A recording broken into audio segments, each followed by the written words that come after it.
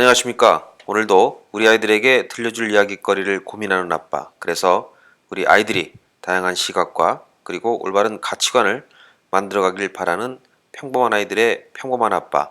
모래정과 함께하는 오아들의 강함입니다. 이제 바로 추석이 이제 며칠 안 남았습니다. 요즘 사실 경기도 별로 좋지 않고 그래서 이 다가오는 명절이 그다지 즐겁지만은 않은 그런 분들도 이제 많이 있을 것 같긴 합니다. 하지만 그래도 이제 이참에 부모님도 좀 뵙고 그리고 고향 공기도 좀 쐬면서 나름 또 리프레시 할 수 있는 그런 상황이 됐으면 좀 좋겠네요. 어쨌든 이제 추석이 코앞이다 보니까 오늘은 이제 추석 이야기로 한번 이야기를 꾸며보려고 합니다. 추석은 이제 음력 8월 15일, 그러니까 이제 며칠 안 남았죠. 이것을 기념하는 명절로 한 해 농사를 마무리하고 추수를 기념하는 그런 날이죠. 이거 교과서에 나오는 그런 말입니다. 이제 추석이라는 말을 이제 한자로 이제 그대로 풀어 쓰면 이제 가을 저녁이란 이제 뜻이 되죠. 근데 다른 명절 이름과는 다르게 이 추석은 사실 이제 순수한 한국산 한자로 이제 우리나라에서만 사용되는 이제 그런 단어입니다. 자, 가을 저녁이라 뭔가 나름 또 시적이지 않습니까? 추석의 원래 이제 순 우리말은 한가위라고 하죠. 이제 딱 가운데 이런 뜻인데 사실 이 말은 이제 중국에서 유래가 되었습니다. 중국에서는 이제 똑같이 이제 추수를 기념하는 날을 가을에 이제 딱 중간 요렇게 이제 정하게 됐죠. 음력으로 따지면 가을은 이제 대충 7월부터 이제 9월까지. 그러니까 이제 7월, 8월, 9월 요렇게 되는데 이제 요것을 초추, 중추, 말추 요렇게 이제 불렀습니다. 그러니까 이제 가을의 가운데는 이제 바로 8월 중추가 되는 거죠. 바로 이제 이 때문에 추석을 이제 중국에서는 중추절이라고 이제 부르게 된 것이고 가운데 달이라는 뜻을 이곳을 이제 순 우리말로 표현한 것이 바로 한가위가 되는 것입니다. 이 한국 추석을 가리켜서 이제 8월 대보름이다 라고 하는 경우가 있는데 근데 사실 이제 추석을 대보름이라고 말하는 것은 약간 좀 잘못된 것입니다. 보통 이제 대보름이라고 이야기할 때 정월 대보름만을 이제 의미하는 것이고 다른 달의 보름달은 이제 보통 대보름이라고 불러서는 안 되는 거죠. 왜냐하면 이제 대보름이라고 하는 것이 이게 사전적인 의미로 보면 큰 보름달 이런 뜻이 아니라 사실은 이제 여러 달 중에서 가장 큰 형이다 이런 뜻을 이제 가지고 있기 때문입니다. 그러니까 이제 한 해가 시작되는 가장 첫 달의 보름달이 1년 12달 보름달 중에서도 가장 큰 형이다. 이런 뜻으로 이제 대보름이라고 부르는 것이죠. 대충 이제 8월 정도가 되면 중간에서도 조금 이제 아래쪽 동생뻘 정도가 되니까 그래서 이제 8월 보름달을 대보름이다 라고 부르면 사실은 이제 안 되는 겁니다. 이제 대보름이 실제로 이제 달이 크다라는 의미가 아니라는 것은 이제 이제는 좀 아셨을 것 같고 사실 이제 달은 그 때에 따라서 조금 이제 크게 보이기도 하고 또 때로는 좀 작게 보이기도 하죠. 근데 이제 그거는 그 이유는 이제 달의 그 공전 궤도의 모양 때문에 이게 그렇게 되는 것인데 이게 이제 달의 공전 궤도는 좀 완벽한 원이 아닌 그러니까 이제 약간 그 타원 모양을 이제 띠고 있게 되죠. 때문에 이제 달이 이 공전 궤도의 어디에 위치해 있는가에 따라서 지구에서 보기에 그 크기가 조금씩 이게 달라지는 것입니다. 그러니까 그 크기의 변화는 역시 이제 가장 가까울 때하고 이제 가장 멀 때가 약 한 10% 정도의 차이가 나기 때문에 육안으로도 이제 보기에도 살짝 눈치챌 수 있을 정도의 이제 크기 차이를 느낄 수가 있는 거죠. 그리고 이제 달과 지구 간의 거리는 이제 평균 약 한 38만 킬로미터 정도가 되는데 가장 가까워질 때는 36만 정도가 되고 가장 멀게 되면 약 40만 킬로 정도가 됩니다. 그래서 이제 가장 멀 때의 달에 비해서 가장 가까울 때의 달이 약 한 14% 정도 그 크기가 더 커 보이게 되고 요때의 달을 이제 보통 이제 우리가 슈퍼문이라고 이제 부르게 됩니다. 사실 한 14% 정도면 이제 아주 눈썰미가 좋은 사람 같은 경우에나 이거 좀 커 보이는데 정도는 이제 느낄 뿐이지 눈에 이렇게 확 띄게 엄청나게 차이가 날 정도는 아닙니다. 하지만 이제 밝기는 이제 거리의 제곱에 반비례하기 때문에 이 슈퍼문의 크기가 이제 14%밖에 크지 않지만 사실 그 밝기는 거의 한 30% 정도가 이게 차이가 나게 됩니다. 그래서 이제 그 크기가 차이가 많이 나진 않더라도 그 밝기 면에서는 이제 엄청나게 밝아지기 때문에 확실히 이제 슈퍼문은 이제 눈에 이제 아무래도 이제 확 띄게 되죠. 근데 이제 이렇게 달이 지구에 가까워지는, 그래서 이제 슈퍼문이 뜨는 그 주기는 지구의 그 공전 주기와는 좀 일치하지 않기 때문에 통계적으로 이제 정월 대보름이나 뭐 추석 한가위 보름달이 슈퍼문이 되는 경우는 사실 매우 좀 드문 편이라고 합니다. 그런데 이제 마침 올해, 그러니까 이제 바로 2015년 그 추석 보름달이 바로 이 슈퍼문이 된다고 하는군요. 이 뭐 날씨가 많이 도와줘서 올 추석에 보름달을 볼 수 있다 그러면 정말 아주 굉장히 희귀한 경험. 그러니까 이제 추석이면서도 슈퍼문을 볼 수 있는 그런 상황이 될 수 있을 거라고 생각이 됩니다. 어쨌든 이 달은 여러 가지 측면에서 되게 신기한 그 천체이긴 합니다. 지난번 제가 이제 생명의 탄생편에서도 말씀을 드렸던 것 같은데, 그 우리 지구에 이 생명체가 탄생한 원인 중에 하나가 바로 이 달의 존재 덕분이다 라는 것은 이제는 뭐 거의 확실한 이론으로 이제 받아들여지고 있는 사실이죠. 달의 그 반지름이 약 한 3,500km 정도인데요. 지구가 이제 13,000km 정도가 되니까 대충 이제 지구의 한 4분의 1 정도가 된다고 볼 수가 있습니다. 그런데 이제 뭐 다들 아시는 것처럼 이 넓이는 그 길이의 제곱, 그리고 또 부피는 또 세제곱 이렇게 되니까 달의 부피는 이제 지구의 부피에 비해서 약 4의 3제곱분의 1, 이 정도가 될 겁니다. 그러면 64분의 1 정도가 되겠죠. 하지만 반지름이 정확히 한 4분의 1이 아니니까 보다 이제 정확한 부피의 비율은 한 4, 50분의 1 정도? 이렇게 이제 보시면 될 것 같은데, 이제 만약 이제 지구와 달의 밀도가 비슷하다라고 가정을 한다 그러면 달의 질량은 부피와 비슷하게 지구의 한 50분의 1 정도가 되겠죠. 그러니까 퍼센테이지로 환산하면 한 2% 정도 이렇게 이제 된다는 얘기죠. 하지만 실제 그 달의 질량은 지구의 1.2% 정도에 그친다고 합니다. 근데 이렇게 이제 부피에 비해서 그 무게가 좀 가벼운 이유는 달이 이제 처음 생성된 그 방식에서부터 좀 유추해 볼 수가 있는데, 그 달이 만들어진 그 시기는 초기 그 태양계가 막 형성되는 그 시기. 그러니까 이제 태양이 만들어지고 지구를 이제 비롯해서 여러 가지 이제 여러 다른 행성들이 서서히 모습을 갖추어가기 시작한 그 시점이라고 이제 추정이 되고 있습니다. 근데 바로 그 시기에 지금의 그 화성 정도 되는 크기에, 그러니까 이제 지구의 한 절반 정도 크기의 그 외계 행성이 샥 날아와서 지구와 이제 충돌을 하게 되죠. 사실 이게 잘못했으면 지구가 완전히 이제 뭐 빠개져 가지고 산산조각이 날 수도 있었던 그런 이제 큰 충돌이었지만, 요 날라온 행성의 크기와 그 충돌 각도가 아주 뭐 약간 이제 애매해 가지고, 또 이때 이제 지구는 또 약간 또 완전히 그 딱딱하게 완전히 굳은 그런 상태가 아니고 마그마가 이렇게 약간 넘실거려, 그러니까 이제 약간 좀 젤 타입의 좀 물렁물렁한 뭐 그런 상태였기 때문에 완전히 쪼개지는 상황까지는 이제 가지 않았던 것 같습니다. 결국 이 두 별은 이제 조각조각 될 듯 하다가 다시 이제 하나의 별로 이제 뭉치게 되어서 지금의 이제 지구를 구성하게 되었는데, 그 충돌 당시에 그 주변으로 튀어나갔던 뭐 이런 마그마랑 돌멩이들이 이제 지구 가까이에서 지들끼리 이제 슬슬 뭉쳐서 그 지금의 그 달을 구성하게 이제 되게 되는 거죠.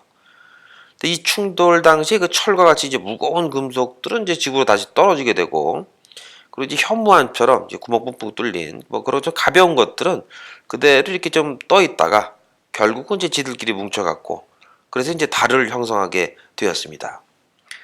그래서 이제 지구는 그 크기에 비해서 이제 철이 이제 아주 많은 아주 독특한 그런 행성이 되었고, 달은 또 반대로 이제 그 크기에 비해서 조금 이제 가벼운 그런 이제 위성이 되어버린 거죠. 그런데 이런 덕분에 지구는 이제 작은 크기에 비해서 아주 강한 그런 이제 자기장을 가지게 되고, 강력한 이제 태양풍을 견딜 수 있게 되어서 이 생명체를 가질 수 있게 되기도 했죠.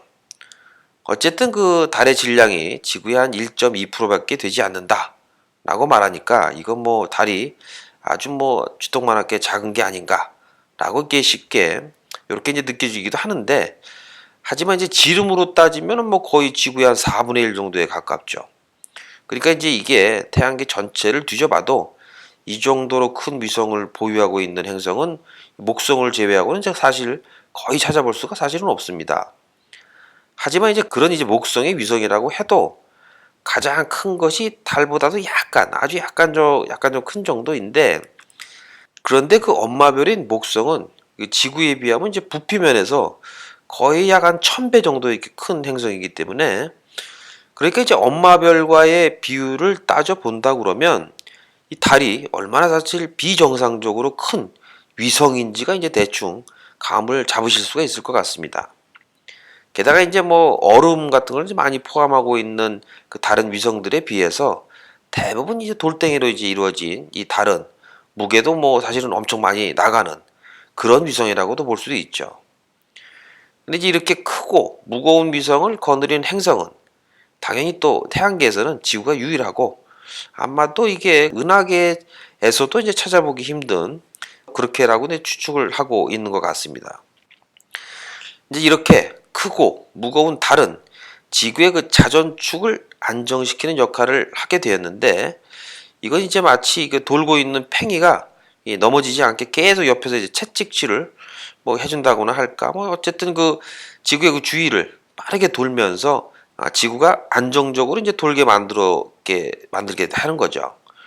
근데 이렇게 해서 이제 자전축이 안정이 되면 그 행성은 이제 상당히 오랜 기간 동안 이제 계속 큰 변동이 없이 그런 어떤 그 기후 환경을 가질 수가 있게 됩니다. 다시 말해서 그 행성에 살고 있는 생명체에게 안정적으로 이제 진화를 할 수 있는 그런 그 시간적 여유를 이제 주게 되는 거죠. 결국 이제 달은 지구에게 이제 크게 변하지 않는 기후 환경을 가질 수 있게 해 주었고, 그리고 이제 이러한 환경 속에서 이 지적 생명체가 출현할 수 있게 된 계기가 되는 것입니다.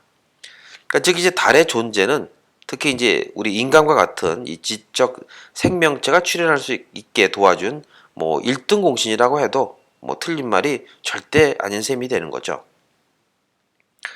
그리고 이제 달은 이 이외에도 그 지구의 환경에 여러 가지 이제 영향을 미치게 되는데, 그중 뭐 가장 이제 대표적인 것은 뭐 모든 사람이 알고 있는 밀물과 썰물이 있죠. 아주 크고 무거운 위성이 그것도 이제 가까이에서도 떠 있기 때문에 이 달이 지구에 미치는 이 중력은 사실 이제 무시할 수가 없을 정도입니다. 그래서 이제 바로 그 달의 중력 때문에 지구 표면에 있는 물은 달 쪽으로 이제 당겨져서 부풀어 오르게 되는데, 바로 이제 이것을 이제 밀물이라고 이제 부르게 되는 거죠. 그런데 이제 지구는 하루에 이제 한 바퀴씩 자전을 하니까 그 지구 위에 이제 모든 부분은 하루에 한 번만 달을 이제 향하게 될 거고, 이러면 밀물은 하루에 한 번만 발생해야 되죠. 그런데 다들 아시는 것처럼 사실 이제 밀물은 하루에 두 번을 발생하게 됩니다. 근데 이거는 달의 그 공전궤도의 중심이 그 지구의 중심과 정확하게 이제 일치하지 않기 때문이죠. 이해하기 좀 쉽게 예를 들어보면, 자 이제 보통 어른들이 이제 애들 손을 잡고 이렇게 이제 빙빙빙빙 돌지 않습니까? 이런 상황을 한번 생각을 해보시면 당연히 이제 애들의 몸무게가 어른보다 이제 좀 가볍기 때문에 기본적으로는 이제 애들은 어른을 중심으로 이제 계속 이제 돌게 되죠. 그러다가 이제 거두 애들은 발도 이제 떠주고 애 갖고 이제 빙빙 돌게 이렇게 되지 않습니까? 어른을 축으로 해서. 근데 이제 요때도 이제 자세히 보면 어른 역시 살짝 그 손잡고 있는 거에 반대 방향으로 이렇게 살짝 몸을 기울여야 된다는 것을 우리가 이제 알 수 있죠. 그러니까 이제 아무리 가볍다고 해도 정말 뭐 깃털 같지 않는 이상이야 어른이 도는 것에 아이의 몸무게가 어떤 식으로든 영향을 미치기 때문입니다.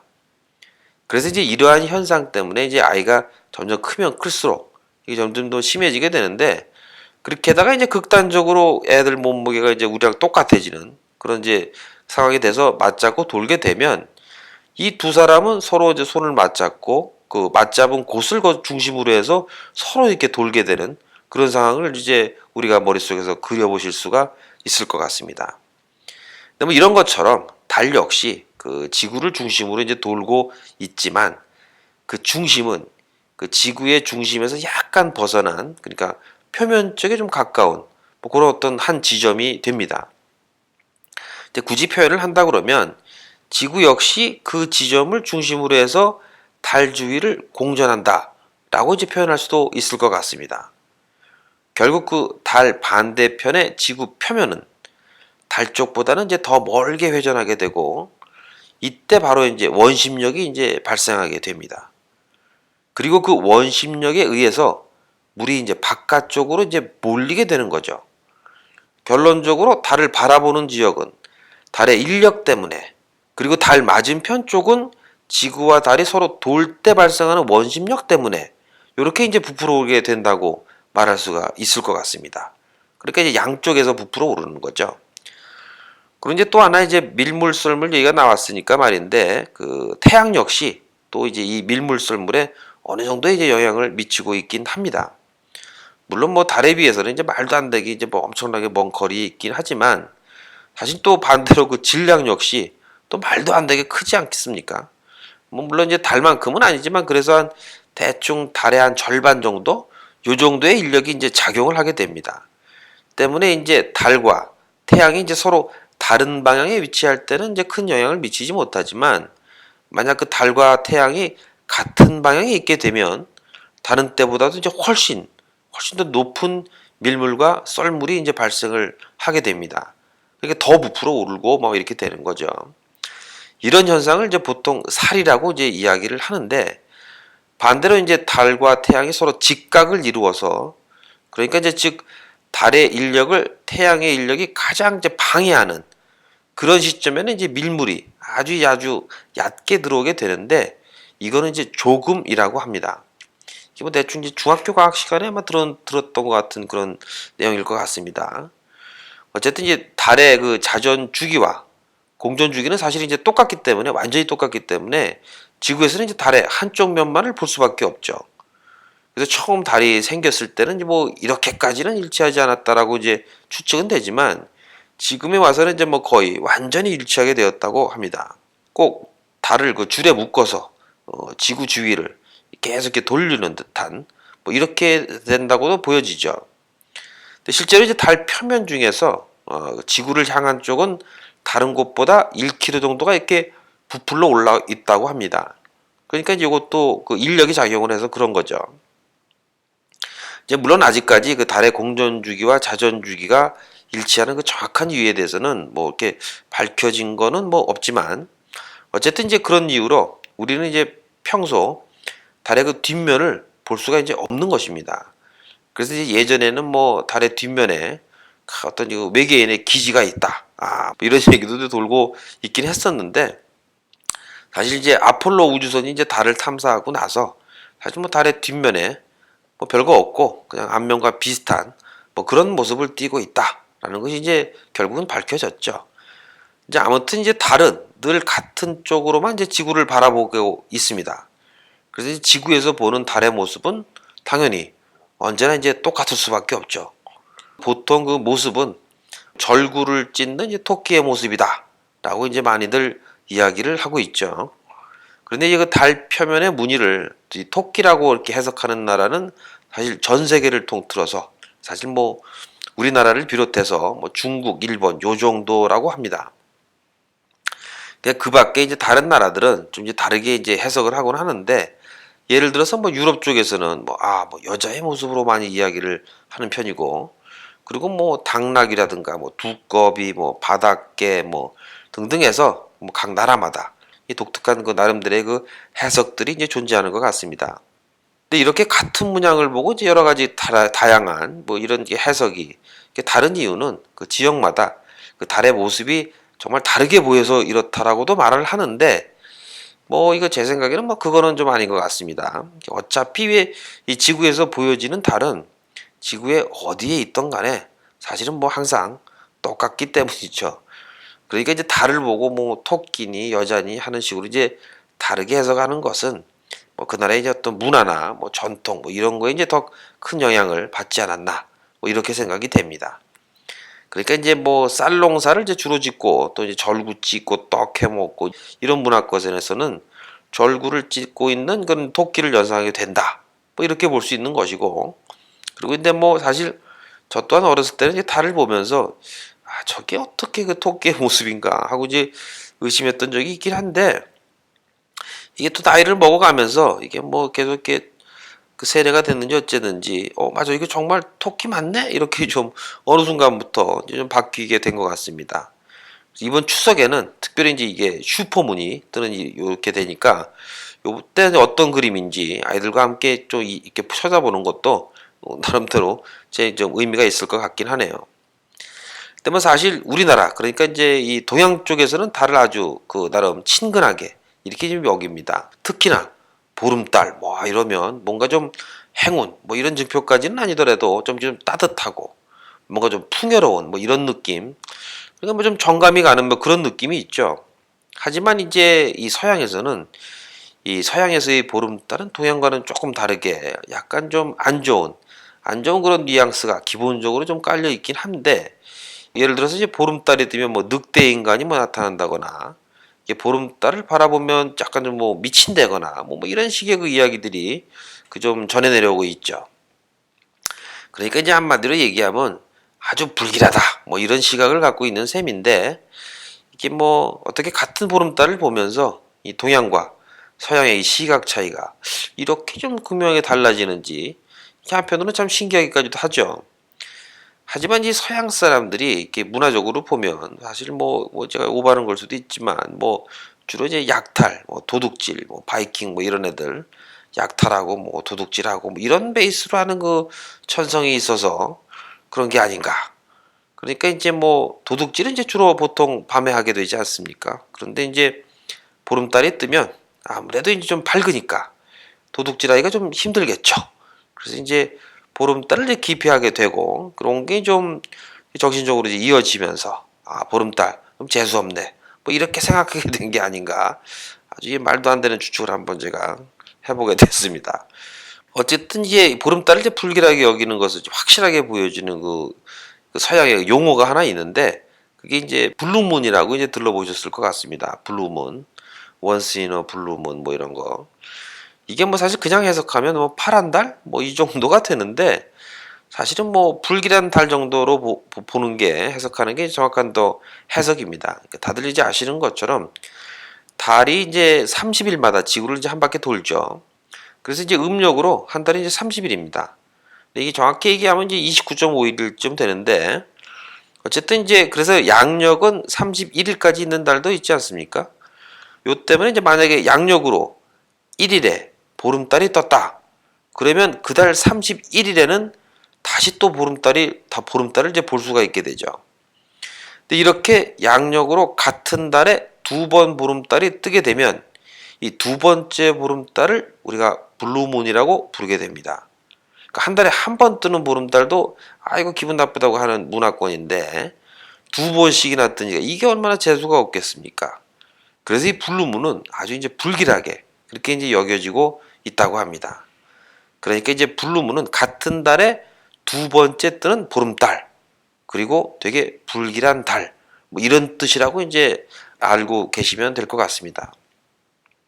그러니까 문자 그대로 파란 달이라고 이제 알고 계셨다면 사실 이제 그건 틀린 이야기란 거죠.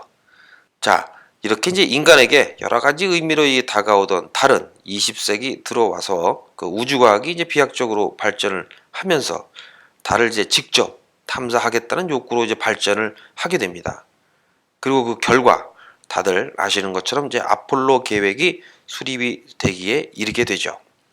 사실 이 아폴로 계획은 그 달을 탐사해서 뭔가 뭐 우주의 신비를 밝힌다거나 아니면 뭐 달의 자원을 활용한다거나 뭐 이런 그 인류 전체의 어떤 그 이익에 공헌할 이런 목적으로 진행된 게 아니죠. 그러니까 사실 이제 당시에 소련과 이제 모든 측면에서 경쟁하고 있었던 그 미국이 소련이 이제 미국보다 먼저 유인 우주선을 이제 날려보내고 이런 성공을 시키니까 여기에 이제 자존심 강한 미국이 질 수 없다라고 이제 생각한 끝에 야, 이거 소련보다는 이제 우리가 더 빨리 달에다가 이제 사람을 보내자.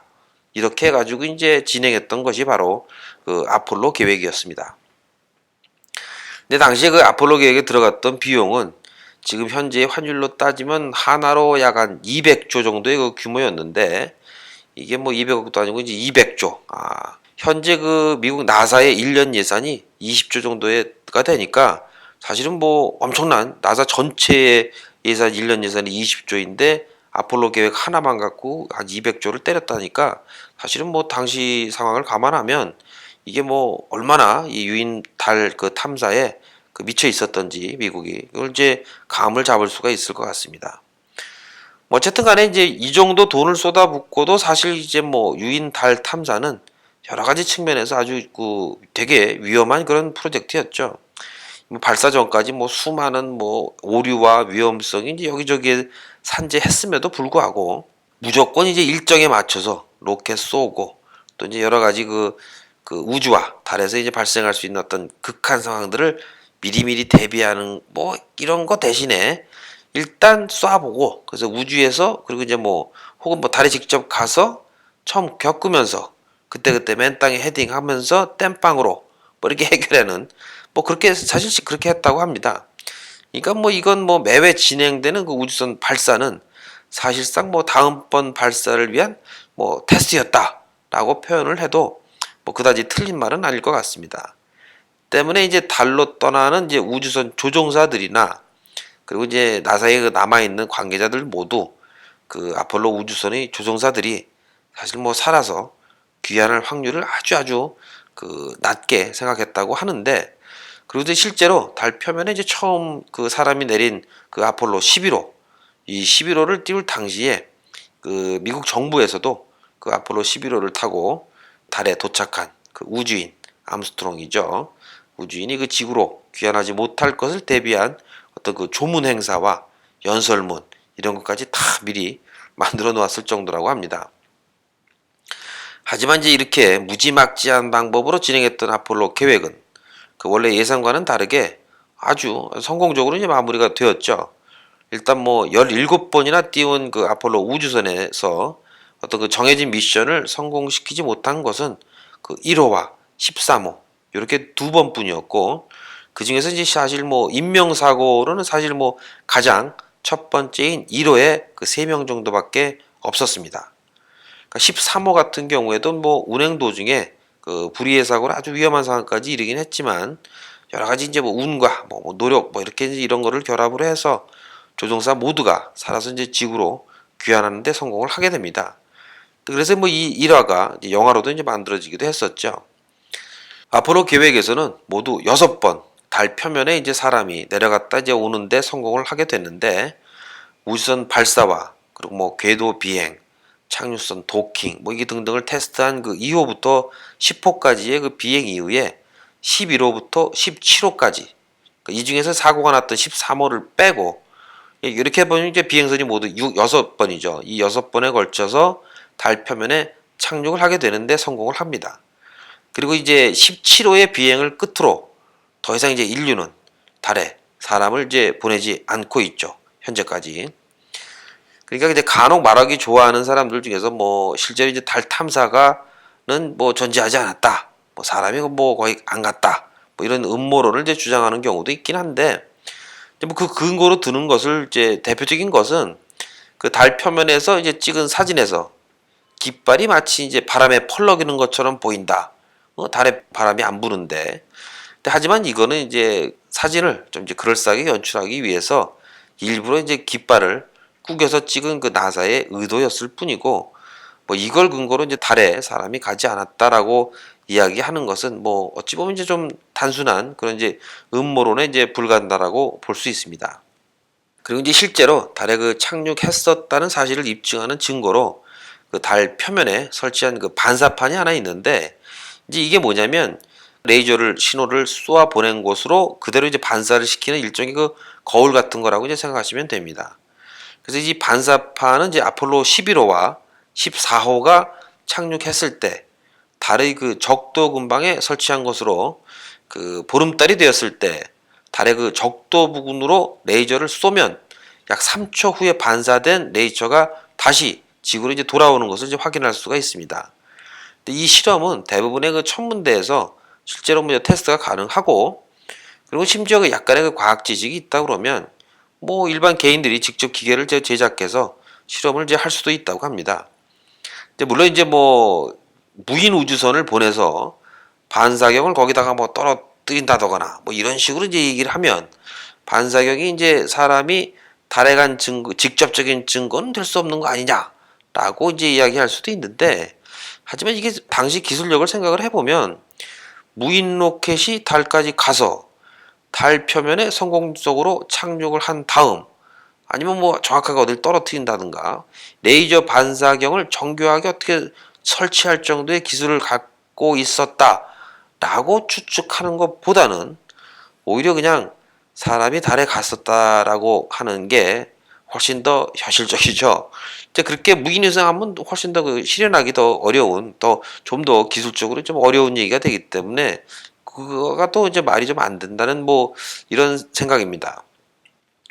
그러니까 이제 뭐 여러 가지 이유를 근거로 사람들이 뭐 달에 가지 않았다라고 주장하는 것은 뭐 어찌 보면 그냥 단순한 음모론에 불과하다라고 생각하시면 여러 가지 뭐 정신건강상 좋을 것 같습니다. 어쨌든 이제 아폴로 17호 이후에 이제 인류는 더 이상 이제 그 달에 사람을 보내고 있지 않는데, 이게 왜 그럴까요? 이유는 사실은 보면 아주 간단합니다. 바로 돈이죠. 200조 원이나 들여가지고 이제 기껏 달에 가봤는데 이게 뭐 사실 뭐 쓸만한 게 거의 없었던 겁니다. 뭐 기껏해야 뭐 한 몇 킬로 정도 이제 그 월석 정도가 다인데, 물론 이제 이를 통해서 지구의 역사를 뭐 추정을 해냈다거나 뭐 이런 그 과학적으로 의미 있는 뭐 사실 몇 가지가 밝혀지긴 했지만, 이게 뭐 경제적인 측면에서 뭐 사실 뭐 거의 아무런 가치가 없는 그런 이제 프로젝트가 된 거죠. 이게 뭐 아무리 돈을 막 찍어내는 그런 미국이라고 해도 200조 원이나 드는 그런 비용을 이제 무한정 쏟아볼 수는 없는 노릇이고, 때문에 그 아폴로 계획은 아주 자연스럽게 이제 쫑이 난 거죠. 그리고 이제 제 생각이긴 하지만 앞으로도 굳이 뭐 달에 사람을 보낼 이유는 없을 것 같습니다. 뭐 모르죠. 부동산이 뭐 엄청 뜨지 않은 이상 모르겠습니다.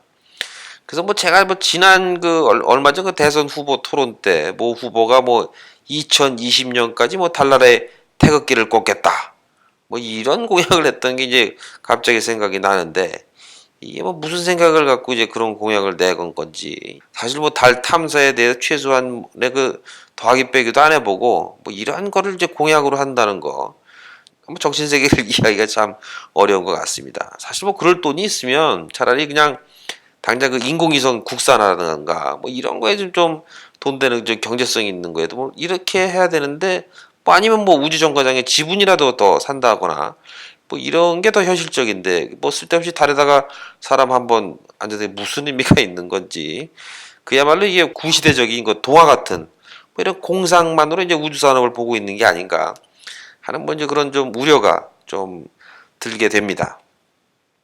아무튼 얘기가 좀 샜는데 다시 이제 달 이야기로 돌아와서, 앞서 그 크기와 질량 면에서 아주 그 독특한 위성이 달이다라는 이야기를 했었는데요. 이 밖에도 이제 다른 아주 특이한, 뭐 어찌 보면 이제 아주 신비한 측면이 많은 그런 천체입니다. 몇 가지만 좀 더 알아보면, 달은 태양에 비해서 그 넓이 면에서는 약 한 400배 정도가 작습니다. 하지만 지구의 입장에서 보면 태양보다 400배 정도 가까이에 있죠. 때문에 이제 지구에서 보는 달은 태양과 이제 크기가 뭐 거의 똑같다고 보여지게 되는 것입니다. 이 때문에 이제 태양과 달에 얽힌 여러 가지 이제 스토리와 그리고 이제 점성술이 많이 이제 발달하기도 했는데, 그리고 이제 이건 살짝 어거지로 끼워 맞힌 듯한 느낌이 들기도 하는데, 이 달의 자전 속도를 계산하면 하루에 약 딱 한 400km 정도를 움직이게 됩니다. 그리고 이제 지구의 자전 속도는 달의 자전 속도의 400배에 달하죠. 계속 400이 이제 반복되는 게 신기하지 않습니까? 조금 더 이제 신기한 걸 말씀을 드릴까요? 이 지구는 이제 1년에 365번 자전을 하지 않습니까? 근데 달이 지구를 365번 공전을 하는데 드는 시간은 약 1만 일이 됩니다. 게다가 이제 달의 지름에 비해서 지구의 지름은 약 365% 정도가 됩니다. 이거 엄청 신기하지 않습니까? 근데 이 정도라면 뭔가 정말 어떤 그 절대자가 있어서 계산 옆에다 계산기 딱딱 두고 딱딱 두드려 가면서 달을 만들어서 지구 주위에다가 갖다 붙여 놓은 게 아닌가 하는 뭐 이런 생각까지도 들게 되는 것 같습니다. 이 정말 그 알면 알수록 신기한 면이 많은 그런 게 이제 달인 것 같네요. 자, 지금까지 이제 제가 지구에 가장 가까운 친구, 이 달에 대해서 이제 알아보았습니다. 이번 추석에 고향에 가셔서 송편을 빚다가 저녁이 되어서 하늘을 보시면 보름달이 아마도 떠 있을 것입니다. 그것도 이제 보통 추석 때와는 좀 틀리게 보기 드문 슈퍼문이 떠 있을 것입니다. 그럴 때, 야, 그저 그냥 달 참 밝다. 요렇게만 말하시지 마시고 오늘 들으신 이야기 중에 그 달에 얽힌 이야기를 한두 개쯤 좀 기억을 하고 계시다가 이야기를 하시면 나름 또 가족끼리 즐거운 대화를 이어나갈 수 있지 않을까 이렇게 한번 생각을 해봅니다. 자, 그리고 올 추석은 이제 저 또한 이제 부모님도 좀 뵙고 뭐 해야 해서 다음 주 에피소드는 이제 올리지 못할 것 같은데 한 주 쉬었다가 그 다음 주에 또 뵙도록 하겠습니다.